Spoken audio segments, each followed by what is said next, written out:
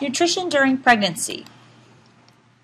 To start out our studies about pregnancy, we're going to talk about a little bit regarding the anatomy and how things change during pregnancy, and then how those changes facilitate delivery of nutrition. Okay, so we'll start with the placenta. The placenta is the temporary organ that develops during pregnancy. It's attached to the mom's uterine wall, and the primary role of the placenta is it serves as the conduit between the fetus and the mom. Okay, so you've got the umbilical cord, which is connected to the baby's belly button. The other end goes into the placenta. And then it's via the placenta and the umbilical cord where nutrients are delivered to the fetus and waste products are moved away from the fetus. The baby is floating, in this case it's upside down, inside what's called the amniotic sac. Amniotic sac is full of fluid, amniotic fluid, sometimes called the bag of waters. In the placenta, the maternal blood vessels lie side by side with fetal blood vessels that reach the fetus through the umbilical cord. On the right-hand side of the slide, what you see are the finger-like projections that contain fetal blood vessels. They extend into the pool of the mom's blood. Now, there's no actual mingling of the fetal and the maternal blood there, but the substances pass back and forth. So in this way, oxygen and nutrients get delivered to the fetal vessels and waste products get removed. So again, the umbilical cord attaches into the placenta. The placenta is the temporary organ that forms during pregnancy. It's delivered, it's also called the afterbirth. It's delivered after the baby is delivered. The primary role of the placenta is to facilitate the transfer of nutrients to the fetus and the removal of the waste products away from the fetus. Pregnancy is divided into trimesters. Okay, there are 3 trimesters during pregnancy. Each one is 13 weeks long. Full-term pregnancy is 40 weeks. Okay, contrary to popular opinion, it is not 9 months. It is 10 months, closer in 10 months. And we say that full term is going anywhere from 38 to 40 weeks gestation, with the goal being to keep the fetus in there as long as possible to maximize the nutrient transfer and the growth potential. Babies can be viable as early as 24 or 25 weeks. Of course, that's not a desirable situation because there's still much of the developmental process that has not taken place. Prefer to see moms carrying babies full term, 38 to 40 weeks. The first 13 weeks is what's called the first trimester. And the focus there for the mom should be on improving the quality of the diet. If a woman's going to experience morning sickness as part of her pregnancy, it's probably going to occur during the first trimester. And usually morning sickness, we'll talk a little bit more about it later in the lecture, but it usually subsides by the 16th week. If it progresses well into the second trimester, we usually get worried. But most morning sickness is in the first trimester. And the period where women feel really tired during pregnancy is also in the first trimester. Sometimes that's how women know they're pregnant. They're super tired or really nauseous.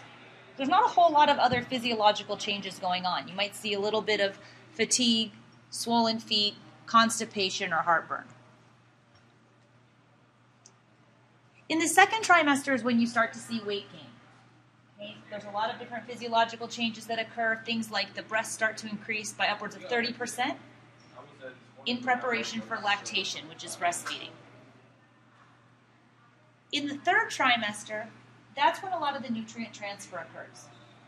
So if a baby is delivered preterm or prematurely, there's risk that that baby won't get the nutrient transfer from its mom. Okay? Things like calcium, iron, and fat are transferred at the end of pregnancy. The first trimester is particularly important with regards to taking care of yourself as the mom. Okay? It's what's called the critical period. You can see from the slide that from 0 to 8 weeks, we refer to the sperm that's fertilized the egg as an embryo. Okay, so embryonic development is from 0 to 8 weeks. That's what we call an embryo, and then starting at 9 weeks, we refer to it as a fetus.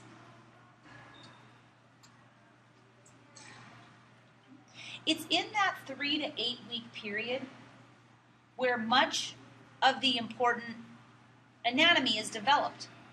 And the orange bar on the slide there is showing you, indicates when damage from teratogens is likely. And teratogens, if you don't recall that term, it's T-E-R-A-T-O-G-E-N. A teratogen is something that will cause birth defects. So vitamin A in very high doses, supplemental vitamin A, we don't give that to pregnant women because it's teratogenic. It will cause birth defects. But there are many other things that can be teratogenic. Environmental exposures, contaminants, alcohol. And so you can see from the orange bars in the slide that things like the central nervous system, the heart, extremities, eyes, ears, teeth, and the external genitalia are all being formed and are very, very sensitive at that critical period. Okay, neural tube defects, it says there under central nervous system, affect about 1 in 1,000 pregnancies. We'll talk about the role of folic acid on the prevention of neural tube defects in a moment. Heart defects are the most common birth defect, and they affect about 1 in every 100 or 200 babies. Okay, again, that's going to be through periods of week 3 to 9, where the majority, if there's going to be damage, will occur. This is the critical period. This is the reason why a lot of women don't say that they're pregnant until they've passed their first trimester. Unfortunately, so many things that can go wrong in pregnancy. If they do, many of them will go wrong in the first trimester. Okay, the purple bars indicate when damage from teratogens may be less severe. So often in the critical period, women will take it really easy. Many women will just choose not to exercise. Okay, they're very, very careful about avoiding exposure to secondhand smoke. Absolutely no alcohol. They're really careful about what they eat and drink. Many women are very careful throughout the entirety of their pregnancy. Okay, but this critical period is, as its name indicates, very critical. So how about weight gain? Okay, we know that the rate and the total amount of weight which a woman gains during pregnancy gives us a good indicator of how she'll do during labor and afterwards. If you gain too little weight or too much weight, that does not portend well for birth outcomes. We want women to gain weight at the appropriate amount per week so that they can maximize both the baby's birth outcome and then that of the mother. You might be surprised to learn that in the first trimester there's no weight gain. Okay, the guidelines for the first trimester for weight gain are that women gain anywhere between 0 to 5 pounds. So you might gain a pound or two, not a big deal. Okay. But that embryo is so small and requires so little nutrition that your own fat stores are perfectly sufficient. Okay, there's no weight gain needed during the first trimester. But starting at the beginning of the second trimester, until the end of pregnancy, the pregnant woman should gain approximately 1 pound per week. Okay, pregnancy, it should be noted, is not a time to go on a diet or to lose weight. The Institute of Medicine revised the weight gain guidelines in 2009, and that's what we're going to look at next. How much weight should a woman expect to gain over the entirety of her pregnancy? So these are the 2009 Institute of Medicine weight gain guidelines. And you might note that the amount of weight you're supposed to gain by the end of pregnancy is dependent upon what your pre-pregnancy BMI category was. Okay, BMI stands for Body Mass Index. We learn about BMI in an Introductory to Nutrition course when we talk about weight management. So we won't go too much into depth right now, but note that your body mass index, your BMI, is a function of your weight divided by your height squared. Okay, if your BMI falls in under 18.5, you're categorized as being underweight. If it's 18.5 to 24.9, that's what's called a healthy weight. 25 to 29.9 is overweight, and obese is greater than 30. So if you are a healthy weighted woman prior to getting pregnant, you should expect to gain somewhere between 25 to 35 pounds by the end of pregnancy. Now look, if your weight is higher before pregnancy, if you're in the overweight or the obese category, that means that you can get away with gaining less weight during pregnancy. 15 to 25 pounds for overweight and 11 to 20 pounds for obese. Prior to 2009, these guidelines for obese just said 15 or more pounds. That was kind of confusing because anything above 15 is more than 15. But now we have new data that indicates, or since 2009, that an obese woman can gain as little as 11 pounds by the end of her pregnancy and still have a perfectly fine pregnancy. If you're underweight before pregnancy, weight gain should be more, 28 to 40 pounds, so that you have enough fat and padding to have a healthy delivery. What if you're carrying multiples? Multiples are twins or triplets or beyond. Okay. Not surprisingly, you need to gain more weight. A healthy weighted woman who becomes pregnant with twins should gain somewhere between 37 to 54 pounds. If she's overweight, it's 31 to 50. And if she's obese, it's 25 to 42. Whereas if you're just carrying a singleton, you need to gain 1 pound per week, starting at the beginning of the second trimester. For the multiples, note at the bottom it says that a healthy weighted mom needs to start gaining 1.5 pounds per week at the beginning of the second trimester. Okay, and that will help her meet that guideline of 37 to 54 pounds. When it comes to triplets, you need to start packing on the weight earlier. Okay, 1.5 pounds per week starting right after conception, so starting at week 1. Okay, and a pregnant woman carrying triplets can expect to gain upwards of 50 pounds. And no matter who you are or what your weight is, carrying twins or triplets always puts you in high-risk pregnancy category. So you tend to have your weight monitored more closely, and it's very important that you track along the scale to maximize your birth outcomes. So what does that weight consist of? Okay, if you're supposed to gain 25 to 35 pounds total by the end of a pregnancy, if you're a healthy weighted woman, is that 25 to 35 pounds of fat? No. Okay. In this slide, you see that they've chosen the number 30 for total weight gain, right between 25 and 30 pounds. Of those 30 pounds that a woman's gaining by the end of pregnancy, here's what it's made up of. Okay, 2 pounds is attributed to the increase in her breast size. 4 pounds, an increase in her fluid volume. 1.5 pounds, the increased weight of the placenta. 4 pounds, increased blood supply. Your blood volume increases by about 50% during pregnancy, so that contributes a lot of weight. 2 pounds are the fluid in the amniotic sac. The baby should weigh somewhere around 7.5 pounds. Of course, there's babies that weigh less and weigh more. The increase in the uterus and the supporting muscles is another 2 pounds. And then only about 7 pounds of that weight gain is actual fat.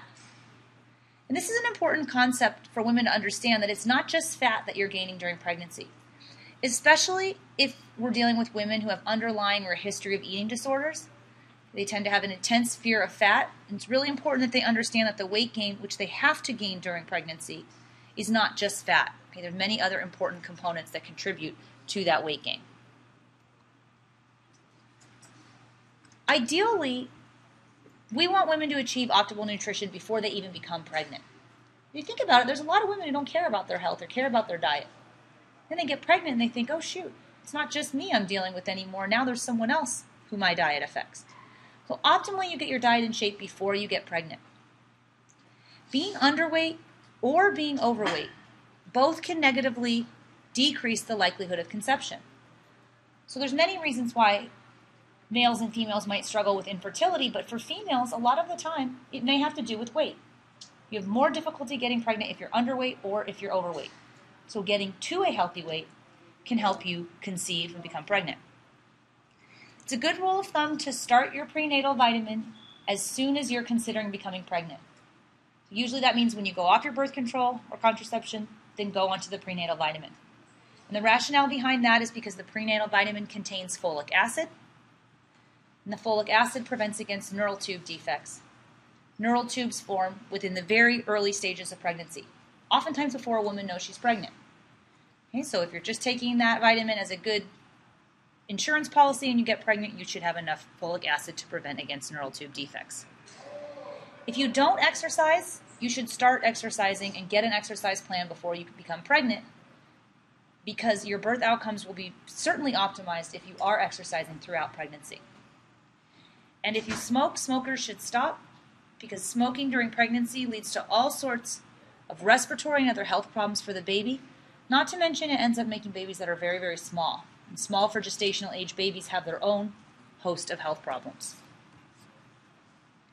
So physical activity is important during pregnancy. Okay, some women think, oh, this is carte blanche to do whatever I want, not have to exercise. But it's actually quite the opposite. There are a lot of benefits to the mom and the baby from regular exercise during pregnancy. So this slide is showing you what's okay to do and then what's not okay to do. The things that are encouraged during pregnancy is regular exercise most, if not all, days of the week. Warm up with 5 to 10 minutes of light activity. And then do 30 minutes of moderate physical activity. Cool down for 5 to 10 minutes. Make sure you drink enough water. Make sure you eat enough to support the additional exercise needs. If you're exercising a lot, you actually may need to eat a little bit more. Okay? And then make sure you get enough rest. Things that should be avoided during pregnancy. Okay? And the general rule of thumb with exercise in pregnancy is the same as it is for sexual intercourse during pregnancy. If it feels comfortable to the mom, then it's okay. And as soon as it starts not feeling comfortable, you should stop. Okay, so don't exercise vigorously after long periods of inactivity. Don't exercise in hot, humid weather. And don't exercise when you're sick with a fever. After the first trimester, pregnant women should not exercise lying on their back or stand for long periods of time because of increased risk of blood clots. Okay. If you experience any pain or discomfort, you should stop. And then obviously don't participate in any activities that would harm the baby, like jerky, bouncy movements, things like softball, okay, skiing. And then it also mentions don't scuba dive. You also need to stay away from things like saunas and hot tubs because that can raise the internal temperature of the fetus too high. So as far as the specifics of nutrition during pregnancy, how does this change? In the first trimester,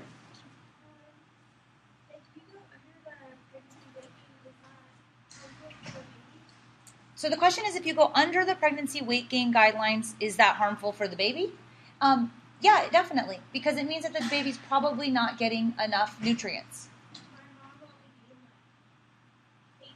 So your mom only gained 18 pounds, and that's close to 25. So for some people, it might be okay. What we tend to see is the opposite problem, right, where people gain too much weight.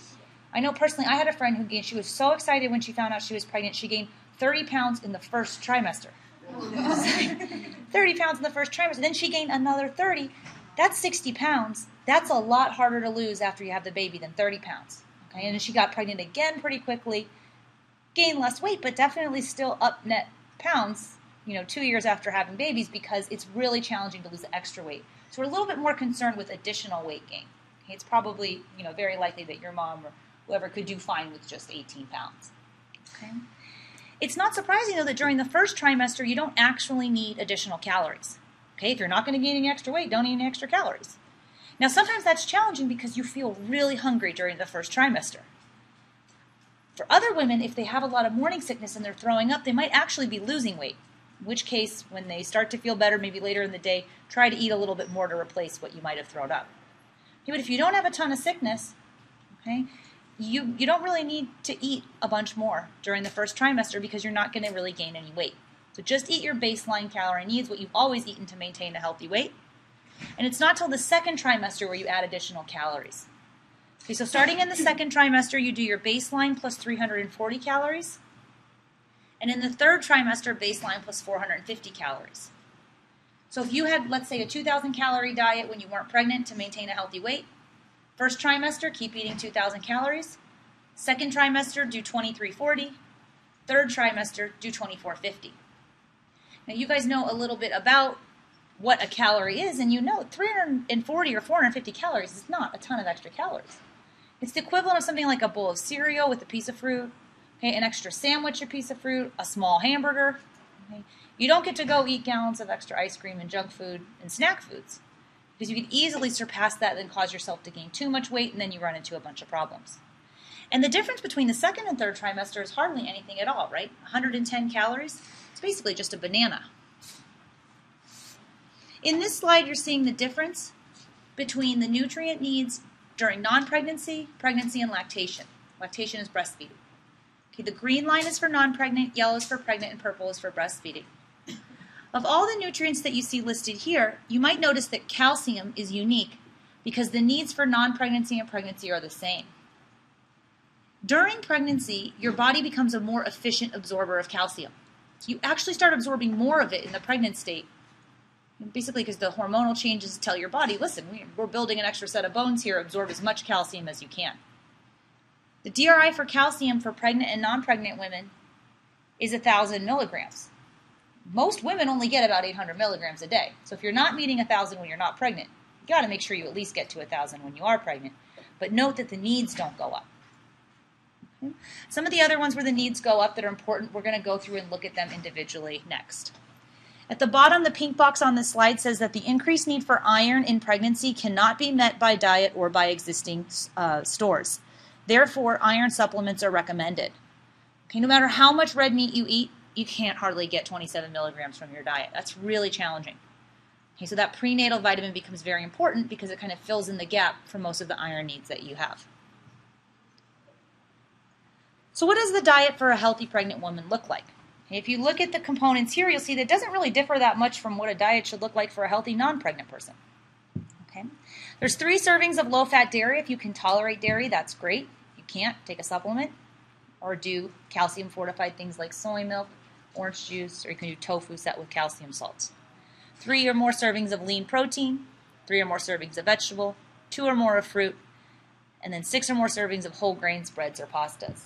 It's not that different from the way you should be eating even when you're not pregnant. This is an important slide because it kind of just picks out the nutrients of interest during pregnancy from the DRI tables. So again, this is the same information that you would find in the DRI tables. But I want to go through just to point out how the needs change for some of the biggies. Okay, and the first one that's probably the most important is protein. Now you know from your studies in protein that most Americans eat too much protein. So we all eat too much animal foods. But note how the protein needs go up by 25 grams a day. That's the equivalent of about 3 ounces of chicken breast, okay, the size of the palm of your hand or a deck of cards. So if you eat meat, that's not a lot of extra meat. Okay? But for women who don't eat a lot of meat, okay, or aren't inclined to eating a lot of protein foods, maybe putting an extra 25 grams on a day would be kind of challenging. Carbohydrate needs also go up. Okay, note how they change from the baseline 130 to 175. Remember, all people age 1 and older need minimum 130 grams of carb. Until you become pregnant, that goes up to 175. Most Americans have no trouble getting that much carb. But if you've been on some crazy low-carb diets in the past, maybe that is a really big number and you're scared to eat that much carbohydrate. Well, you need to, okay, because your body needs that fuel from the glucose to help the developing fetus. Vitamin C, thiamine, and niacin are not really that interesting. Okay, you get as much as you need from the prenatal. But the folate is very important. Okay, note how the folate needs go up during pregnancy. Okay, and for the most part, the prenatal vitamin that you're taking should provide all of the folate that you need. Vitamin D and calcium, those are the ones that stay the same, right? Because your body just becomes more efficient at absorbing them. And then the last one that's really important is iron. Iron needs increased by 50%. That's just because your blood volume increases by 50%. You've got an increasing volume of blood. If you don't compensate with additional iron, you see a reduction in your hemoglobin and hematocrit, which can lead to iron deficiency anemia. So you've got to take that prenatal vitamin to get the extra iron that you need. In this slide, this is from a different publication. It's just kind of showing you the same thing, how there's a percentage increase for each of the nutrients pictured there. And then there's an explanation, much of which mirrors what I just said or what you can find in your book. So we're going to move on. In this slide, you're seeing the image for a supplement facts panel from a prenatal vitamin. And note that for most of the vitamins and minerals are as close to 100% of the DRI as they can get. Okay, there's certain things that go over like iron. Okay, remember you don't absorb all the iron from supplements or plant foods. And keep in mind that vitamin C helps to enhance iron absorption. So there's a lot of vitamin C in a prenatal too to get you to absorb all that iron. Some things that are pretty low, calcium traditionally is low in a multivitamin or a prenatal vitamin. Calcium is really hard to package in a small little vitamin. So calcium pills are pretty big, right, when they're standalone. If you put 500 milligrams in a prenatal, it'd be too big to swallow. Okay? So most women you're going to get, if you're not getting 800 from your diet, just take a separate calcium supplement at another time in the day to help you get to 1,000. For vitamin A, note that there's only 50% of the daily value. Okay? And that's because high-dose vitamin A is teratogenic, causing birth defects to the baby. Okay? So we don't put a ton of it in the label. Now, you might notice if you really paid attention closely to the numbers on the right-hand side, the daily value, that they differ from the DRI. Remember, the DRI is set by the USDA. That's in the supplemental tables that you have access to that are in the back of your book and in our course shell. The daily value is for supplements and food labels, and it differs a little bit from the DRI. Okay, so I'm interested that you know the DRI values, not the daily value. We're going to look at some of those micronutrients in depth now, and we'll start with folic acid. Okay? Folic acid is extremely important during pregnancy because it helps prevent against neural tube defects. Folic acid is the form that we get from supplements and fortified and enriched foods, and folate is what you get in naturally occurring sources of food. You can think of the Latin word folicin, means leaf, and the best sources of folate are dark green leafy vegetables. So think of foliage, think of leaf, and dark green leafy vegetables should come to mind as the best source of folate. In 1991, there was a large study that indicated that supplementing with folic acid can decrease the incidence of neural tube defects by up to 70%. So in 1992, it was put forth in the United States that there should be 400 micrograms a day minimum coming from prenatals, although most prenatal vitamins have more than that. Okay? And that the rest of the folic acid that women need should be added into our enriched grain supply. So in 1996, the law was changed so that the enriched grains that Americans eat had added folic acid. And the notion there was, okay, if you get pregnant and you don't know it, if you're eating grains like most people do, you're going to get enough folic acid. Because remember, the neural tubes form very early in pregnancy. Often they're done by day 28. Well, if it takes you 30 or 31 days to realize you're pregnant until you miss your period, it might be too late. You might not have been on a prenatal vitamin, so the notion is you have that good baseline folic acid from your food supply. You're not going to have as many neural tube defects. And to be honest, neural tube defects were never a rampant public health problem in the United States, but we have seen a very impressive reduction in neural tube defects since the mandate of folate into the enriched grains took place in 1996. There's a three-pronged approach to getting women to eat or consume more folic acid in order to help prevent neural tube defects. The first one is to encourage improvements in the diet. Eat more dark green leafy vegetables, you automatically get more folate. Number two is to fortify or enrich your foods, which we do in the United States. And the third is to recommend supplements, which we do, prenatal vitamins. The most common neural tube defect, or the one you're probably the most familiar with, is spina bifida. So one of the overarching goals of folic acid enrichment and supplementation is to help prevent spina bifida. Okay, with spina bifida, what happens is the vertebrae form outside of the neural tube, outside of the vertebral column. Okay, so it poses both physiological and anatomical problems, as well as a lot of cognitive problems, because your whole neurological system is linked together, and it leads to lifelong disability. The next micronutrient of interest is iron. Remember, your blood volume increases 50% during pregnancy, so do iron needs. Okay, iron needs increase in order to make more hemoglobin for your red blood cells. Hemoglobin is the iron-containing portion of your red blood cells, and the job of iron is to help deliver oxygen to your cells. The transfer from the mom to the fetus of iron occurs at the very end of pregnancy. And that's important because if a baby is born prematurely, they're not going to get that fetal iron transfer. Okay, so premature babies and very low birth weight babies are at risk of iron deficiency. Usually the neonatology team is aware of that and they supplement as necessary. If a mom herself has low iron stores, though, she's at risk of not being able to transfer the maximal amount of iron to the baby. But let's say we're dealing with a healthy mom who's got good iron stores. She's going 38, 39, 40 weeks with the baby. The tail end of pregnancy, she transfers a lot of iron to the fetus. Then the baby is born. That maternal transfer should last that baby about 6 months. Okay, so that's important to know, that the fetal transfer lasts for the first 6 months of the baby's life, which is perfect because breast milk is low in iron. And all you feed to an infant for the first 6 months is breast milk. Now you can't do formula, and formula is iron fortified, so you don't have that issue. But it doesn't matter that breast milk is low in iron, because if you had a healthy full-term infant, it got 6 months worth of iron from its mom at the end of pregnancy. Now the first solid foods that are introduced, usually around 6 months of life after the baby's born, is iron fortified rice cereal. The iron fortified component is because it's at about 6 months when those transfer stores from the mom start to wear off in the baby. And then rice is always introduced first because it's the least allergenic of the grains. Okay, so you introduce a real easy grain, rice, and it's iron fortified because at 6 months the baby's own iron stores are starting to deplete. Iron fortified cereals are a really good way for pregnant women to meet their iron needs. You're not going to absorb all of it from a prenatal. A lot of pregnant women feel really adverse to eating meat. They tend to be hypersensitive to certain foods. And in some women, especially meat and seafood, tastes very metallic and they don't have any desire for it. If you're not eating a lot of meat, a good idea is to include an iron-fortified breakfast cereal so you can get some extra iron at breakfast.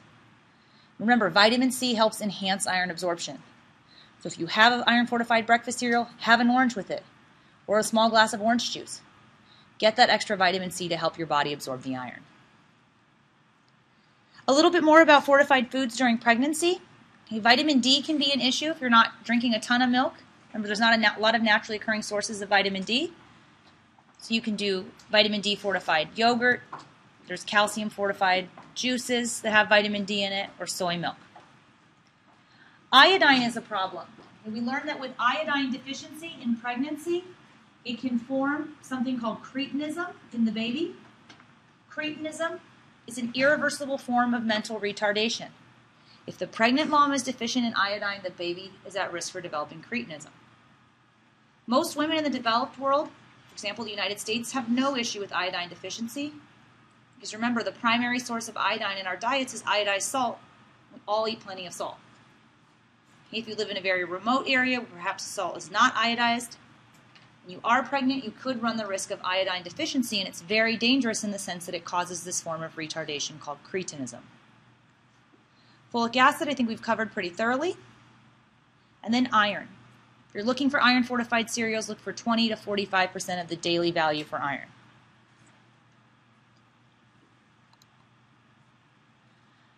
Another unusual situation during pregnancy is a condition called pica.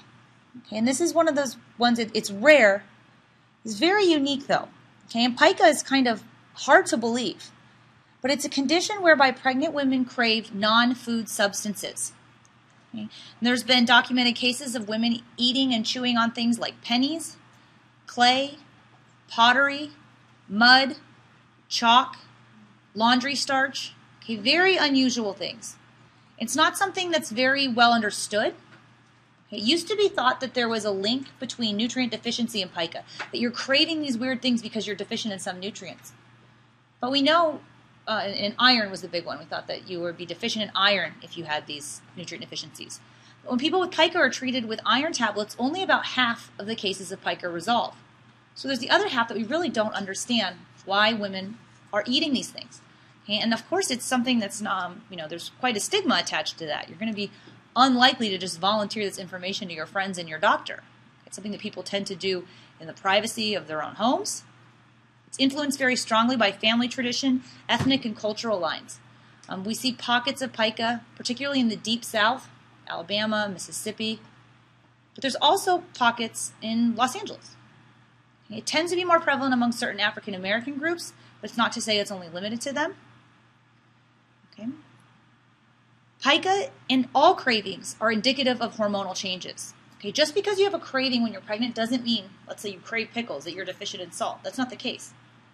Really, cravings, and very strong cravings, which for pica, those women experience it, that's for non-food substances, cravings are just an indication that you have hormonal changes going on in your body. Most of the time, craving things like ice cream or pickles, if you keep it in check, it's not a big deal, not going to be harmful to your health. But if you're eating a lot of pottery or clay that's laden with lead, okay, or other harmful metals, you eat a bunch of laundry starch, there's actually lots of calories in there, you can gain a ton of excess weight. Okay, those would be problems. Okay, so pica, not very well understood, not very well studied, but certainly an unusual phenomenon of pregnancy. It's actually thought that ice chewing and chomping on ice, if you ever know people that do that, they crave ice, they get their hands on a cup of ice and they just go to town on it. Okay, it's technically a type of pica, but ice is, and they call it a non-food substances, but of course it's just water. That's usually related to iron deficiency. Okay, and that can happen outside of pregnancy. These other weird non-food items tend to be just in pregnancy. So what sort of things should you avoid during pregnancy? Okay, it seems that the list gets longer and longer. Okay, and older women always say, oh, we never had all of those rules and regulations. We just did whatever we want and our babies were fine. But the more we learn about fetal development, the more things get added to the do not consume list. A lot of them are drugs. Okay, and the drugs that are recommended to be avoided during pregnancy are oftentimes on the list not because we know definitively that they cause problems, but because we're not sure what they do when they cross the placenta. So the general rule of thumb with all this stuff you see pictured on this slide is when in doubt, leave it out. And if you think about it, there's not a lot of motivation, especially for drug companies, to really research the effects of what their substances might do during pregnancy. Your goal as a drug company is to build lifelong customers. People who are pregnant are only your customers for 9 or 10 months, maybe a couple times during their lifespan. Also, there's the whole ethical consideration. We can't decide and design studies whereby we try to test just exactly how many Diet Cokes it takes to cause a problem in your developing fetus. Okay, a lot of what we know or think we know about potentially harmful substances during pregnancy has been done on animal studies.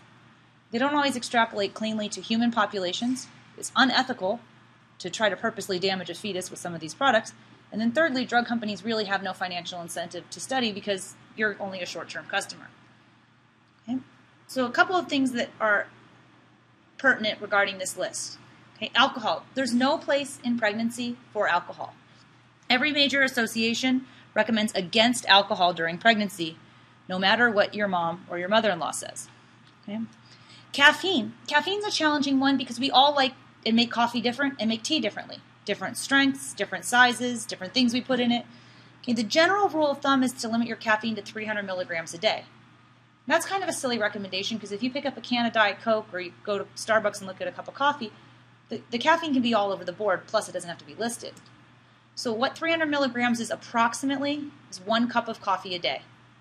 A cup is 8 ounces. You get a tall at Starbucks, that's 12. You're already beyond what you're supposed to have that day. So most women tend to stick to decaf or just avoid it entirely. Raw fish. Okay, for both pregnant and non-pregnant populations, raw fish is one of the largest culprits of foodborne illness. Raw and undercooked seafood and shellfish.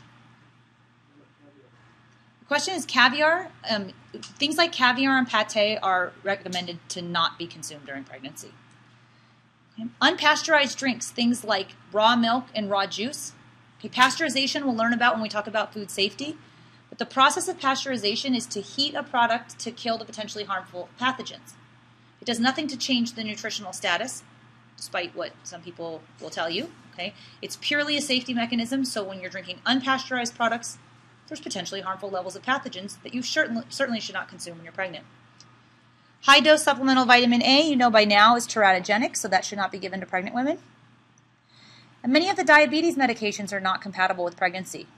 That proves to be problematic because women who have difficulty controlling their blood sugars oftentimes have to go off their meds and onto insulin, which is a huge life change. Saccharin is a question mark because it crosses the placenta. Okay? Oral hypoglycemic agents is for diabetes. Okay, those are the meds that help bring your blood sugar down. Saccharin refers to the artificial sweetener. We know it crosses the placenta. So in what quantities is it safe? Most women would prefer not to find out, so they usually avoid all artificial sweeteners or stick to no more than the equivalent of 1 diet soda per day. High-impact exercise is, of course, not advisable. And then you might be surprised to see things like handling pets or cat litter boxes. Okay? With cat litter boxes, we know that the kitty litter, fecal waste from cats, is oftentimes harboring toxoplasmosis, which is a bacteria that can be especially problematic in pregnancy. And then pets, things, especially reptiles, okay, like turtles and snakes, they have a lot of salmonella on them and E. coli. And we have a little bit of salmonella and E. coli in our system on your hands right now. And you usually can handle that, but during pregnancy you don't want to risk it, and those levels are oftentimes higher. So you should really avoid handling certain pets. I heard that cats, pregnant women cannot change their... Yeah, so she said pregnant women don't change cat litter boxes. That is true. Okay, that's because of toxoplasmosis. And then cold smoked fish, cold deli meats, salads, pate, caviar, all those things should be avoided. Okay, when it comes to deli meats, things like turkey, ham, roast beef, you can eat them if they're reheated to steaming. If you reheat them to steaming, then you've killed the potential pathogens. But especially if you're not sure about the sanitation of the deli where you're getting stuff from, it's just a good idea to leave deli meats out. So for salads, can you wash them and Well, for salads, it's like cold deli salads. So it's like potato salad and pasta salad, especially if they have mayonnaise in them. A lot of times it's the potential for foodborne illness that would affect anyone. But if you're a non-pregnant adult and you get foodborne illness, it's not really as devastating as it can be if you're pregnant. So since those foods are really the culprits, they oftentimes just say stay away from them. But for fruits and vegetables, on the next slide here, just like regular salads, just washing them with water and friction is perfectly fine. You can eat regular salad. Stay away from the prepared deli salads, though, especially the ones that are mayonnaise-based, because you don't know if they've been in the right temperature range for the right amount of time, and those harbor a lot of bacteria. When it comes to food safety, with regards to pregnancy, the recommendations about fish are very specific. Okay, for the general population, the dietary guidelines in 2010 said eat more fish. Okay, and the reason why I said eat more fish was because the benefits of eating fish far outweigh any of the potential problems you would have with mercury toxicity. But during pregnancy, even really super small amounts of mercury can be problematic for the fetus. So the recommendation from the U.S. government is that pregnant women should eat no more than 12 ounces of fish per week when they're pregnant. And of those 12 ounces, no more than 6 should be tuna. And traditionally, if you think of like a can of tuna, that was 6 ounces. If you've noticed at the store lately, cans of tuna are 5 ounces. They look the same as before, they're just a little bit shorter. They're still charging you the same amount, but you're only getting 5 ounces. So basically no more than a can of tuna a week. In case you're interested, there's 2 different types of canned tuna. There's the cheap pink tuna, and then there's the albacore white chunk that's usually more expensive. The pink tuna actually has less mercury than the white albacore. So it's okay to go with the cheap tuna when you're pregnant. No more than 6 ounces, though, per week. Okay, the other 6 ounces, you can have regular fish, but remember the size of the palm of your hand is 3 ounces. So it's a pretty small piece of fish you can have each week if you're also doing the tuna. Some of the other recommendations up there, okay. The first one is those are the large fish. Pregnant women should avoid all large fish. Swordfish, shark, king, mackerel, and tilefish. Those big guys, they're higher up on the food chain, right? They have eaten a whole bunch of smaller fish and bioaccumulated all of their mercury. Okay, so pregnant women shouldn't eat those big ones. And then if they do eat fish, they shouldn't do more than 12 ounces. And of those 12 ounces, no more than 6 should be from tuna. Stay away from, of course, unpasteurized milk and unpasteurized cheese, which that's pretty easy because, to be honest, most of the cheese in our typical grocery store is pasteurized. But if you eat a lot of like Mexican cheeses or European cheeses, just double check the labels because they may be from unpasteurized milk. Don't eat the hot dogs or deli meats unless they're reheated to steaming. Then everyone should be advised to wash fruits and vegetables. Okay, and just again, washing them under water with friction is enough. You don't need to buy any of those specialty produce mixes or washes. Those are kind of a waste of money. But the new addition there that you might not have seen before is sprouts. Okay, sprouts are really dirty. Okay, think about things like alfalfa sprouts or sunflower sprouts or the things you might get on a salad at a health food store. If you go into most traditional grocery stores today, they don't even sell sprouts. If you talk to the produce manager, he'll tell you, of course I'm not going to sell sprouts. Trace the majority of fruit or vegetable-borne foodborne illness outbreaks in the last couple of years, they all come from sprouts. Okay, because think about it, nobody washes sprouts. You take them out of the ground, where all the animal fecal matter is, and you put them right on your salad. Because if you wash sprouts, what happens to them? They get soggy, slimy, mossy mess. Okay, so nobody washes sprouts, they're really dirty. So if you're ever working with immunocompromised population, older people, people with cancer, people with HIV, don't ever give them sprouts. Pregnant women especially, no sprouts. Okay? Avoid handling pets as well. Okay. This slide, question? With the pets, it tends to be because of the E. coli and salmonella that they harbor. Okay. Now, if you know your pet's really clean, it's not don't touch your pet, but like turtles and snakes in particular are the biggest culprits. And then kitty litter boxes entirely, that's something different, toxoplasmosis. This slide is showing you fetal alcohol syndrome. Okay, fetal alcohol syndrome results in both physical deformities, which are explained here, but then also on the inside there's a whole bunch of cognitive problems. Oftentimes the children perform at a level similar to that of children who are mentally retarded. Okay, fetal alcohol syndrome has been documented in women who had as few as 1 binge drinking episode during pregnancy. So of course, if you're a chronic alcoholic and pregnant, that's going to be problematic, but as little as 1 binge drinking episode. Of binge drinking is 5 drinks or more at one sitting. Okay, so the recommendation, there's no place in pregnancy for alcohol because there's no need for it. The signs and symptoms that you're looking at a child that has fetal alcohol syndrome is very characteristic. Okay, if you're in the healthcare profession or you work in this arena, you can spot a kid with fetal alcohol syndrome like that. Okay, small head size. Small head size is problematic in kids because it means small brain size. Okay. The forehead, narrow, receding forehead, short upturned nose with a flattened nasal bridge. The jaw is underdeveloped and sloping. The eyes are droopy with extra eyelid skin folds. Downward slant of the eye, usually small eyes. They're short-sighted. They have difficulty focusing. The ears are misshapen, and oftentimes the child has poor hearing. And then very characteristic is the missing groove. Okay, you all have a groove between your nose and your upper lip. Children with fetal alcohol syndrome don't have that. Their upper lip tends to be flat and thin as well. In the last part of this lecture, we're going to look at some of the complications of pregnancy. Okay, things that the therapy for which you do during pregnancy is not that different from what you do when you're not pregnant. But a lot of times you're dealing with women who've never had health problems, and all of a sudden now they've got heartburn, high blood sugar, high blood pressure. Okay, and so these things, you have higher risk for them during pregnancy. Now things like heartburn and constipation, they're annoying, they're not dangerous. But things like diabetes during pregnancy and high blood pressure during pregnancy, very dangerous. Okay, so we'll start with some of the gastrointestinal or digestive disorders during pregnancy. During pregnancy, your placenta produces a bunch of hormones. Okay, and some of the hormones reduce gut motility, meaning everything gets relaxed and doesn't move as well, including your colon muscles that used to push all the waste product out. Okay.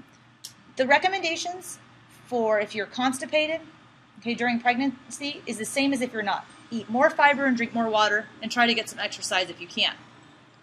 Now with heartburn, the growing fetus oftentimes pushes up in the mom's abdominal cavity, applying pressure on the stomach, and acid can enter into that esophagus.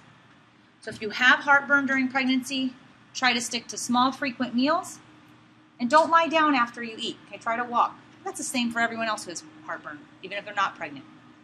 Avoid fried foods and offending odors, because especially the high-fat foods will increase the risk of heartburn. Here you're seeing physically how can pregnancy cause GI problems. The top, heartburn is common during pregnancy. Okay, your sphincter relaxes, all your muscles relax because of some of these hormones that the placenta produces. Okay, and so that allows some of the acid to smush or splash back up into your esophagus. Okay, plus heartburn increases in pregnancy as the pregnancy goes along because the enlarging uterus starts to crowd the stomach, which pushes everything back up too. Constipation is more common during pregnancy because the relaxed muscles of the colon are less efficient, and constipation becomes more of a problem late in pregnancy when the weight of the uterus puts pressure on the colon. Morning sickness is another complication of pregnancy. As I said at the beginning of the lecture, it tends to be problematic just in the first trimester. Okay, morning sickness is really not serious in most people because it only lasts for a short period of time. Okay, you could, if you're profusely vomiting, though, become very dehydrated. Some people have to get checked into the hospital and get IV fluids, etc. Okay, morning sickness is simply your body's way of telling you that the hormone levels are changing. Okay, most women it tends to last just a couple of weeks, but some women are sick their whole pregnancy. Okay? We never want to see weight loss once you get into the second trimester. So if the sickness is so profuse that you're losing weight, you oftentimes need to have additional medical intervention. Some women get particularly sick in the morning, especially when their stomach is empty. So doing something as simple as just eating a few saltine crackers before you get out of bed can keep the morning sickness at bay. Other women, though, they're sick either the whole day or they get sick at night. Okay. Things that can help: small, frequent meals and snacks. Keeping in mind that vomiting increases the risk of dehydration, so trying to get and keep fluids down is important. Then we're really concerned if the morning sickness goes into the 4th month. Much more serious than morning sickness or constipation or heartburn is what's called preeclampsia, or pregnancy-induced hypertension. Those terms are interchangeable: preeclampsia or PIH, pregnancy-induced hypertension. Preeclampsia is characterized by edema, so that's swelling, accumulation of fluid in your extracellular space. So you see puffy wrists and ankles and upper legs, more puffiness than usual around your stomach. Okay, proteinuria, that's the presence of protein in your urine. And then very high blood pressure. If preeclampsia occurs, it's usually in the second half of pregnancy and usually after the 20th week. But if you've ever heard of women who need to be on bed rest for the end of their pregnancy, it's more often than not because they're preeclamptic. Okay? You can't be stressed out at all, physically or mentally. Okay? Pregnancy can be stressful for some women. They want you to be completely inert so that you're not raising your blood pressure because that has a magnification effect on the fetus. Preeclampsia is more common in first pregnancy, usually because by the time you have your second or third pregnancy, if you had preeclampsia in your first one, they're watching you so closely and have you on all sorts of meds to keep your blood pressure down. It's more common if you're carrying multiples, if you're malnourished, or you have a family history of underlying vascular disease. People who are at greater risk for preeclampsia include African Americans. Fortunately, African American people are just at higher risk for hypertension across the board, including when they're pregnant. If your BMI is greater than 30, that's obese. Obesity increases the risk of hypertension, as well as when you're pregnant. And if you have chronic hypertension, diabetes, or kidney disease, you're going to be at risk for it when you're pregnant. Okay, so those are high-risk pregnancies. Now, what are the objectives for the management? Okay, we want to get the blood pressure target goal down. Okay, there's tight blood pressure control guidelines. Your blood pressure is being monitored constantly. Okay, and then different dietary interventions are recommended, things like reducing the amount of sodium in your diet, okay, making sure you're getting enough protein, and then you're constantly giving urine samples to make sure that there's no protein in your urine. Because if there's protein in your urine, that's an indicator. Okay, if you provide that you don't have a urinary tract infection, protein in your urine is an indicator or predictor of preeclampsia, meaning that you're going to see the blood pressure spike soon if there's protein already spilling out into the urine. We also monitor for sudden weight gain. If you gain more than a kilo, which is 2.2 pounds, in a week, remember you should be gaining about a pound a week. You gain 2.5 real quick, okay, that could be a sign of edema, fluid accumulating as a result of high blood pressure, and you need to get checked out immediately. So the medical nutrition therapy for pregnant women who have hypertension is very similar to what it is for people who are not pregnant. You got to go low sodium on your diet. We also include calcium. Remember, calcium helps to bring your blood pressure down. Calcium from foods like low-fat dairy. There's certain supplements like high in folic acid or more omega-3s that might help. Okay? But the key to curing yourself or helping yourself, you can't really cure it, but to mitigating the side effects is rest. Okay? Rest is essential. Things like yoga, meditation, and stress relief. The DASH diet, that dietary approaches to stop hypertension, that may be helpful as well. The last complication we're going to talk about is gestational diabetes. Gestational diabetes is diabetes that occurs during pregnancy. The problem with having high blood sugar, which is a characteristic of diabetes during pregnancy, is that it leads to very large, or what are called macrosomic babies, okay, or macrosomia. Usually having a baby greater than 9 pounds is indicative of macrosomia. Now there's some babies that are just 9 pounds even if the mom doesn't have high blood sugar. But many babies who are born macrosomic, greater than 9 pounds, are that big because they had so much sugar throughout the 40 weeks gestation. And so there's a problem with very big babies, very difficult delivery, okay, but increased risk of diabetes in that kid and in that mom after she gives birth. It doesn't just go away if she doesn't have it well controlled during pregnancy. Another problem with diabetes during pregnancy is if your blood sugar is really poorly controlled and you're pregnant, you've got a lot of sugar floating around in your blood, right? And all that sugar is getting fed and fed and fed to that baby. That's why it grows bigger and bigger and bigger. Okay, the fetus, that is. And as that fetus is developing and it's taking in all this sugar because the mom is giving it all this sugar, okay, the pancreas develops a habit of producing a lot of insulin. Okay, you throw a lot of sugar at me, I'll throw a lot of insulin at you to help put that sugar into the cells. Putting all that sugar into the cells makes a really large baby. But the problem is when the fetus is delivered and now living externally in the environment, there's not a ton of sugar. It's just breastfeeding, not much sugar in there. And what happens is the baby's pancreas continues to produce a bunch of insulin, even though it's not in that sugary environment of the fetal environment anymore.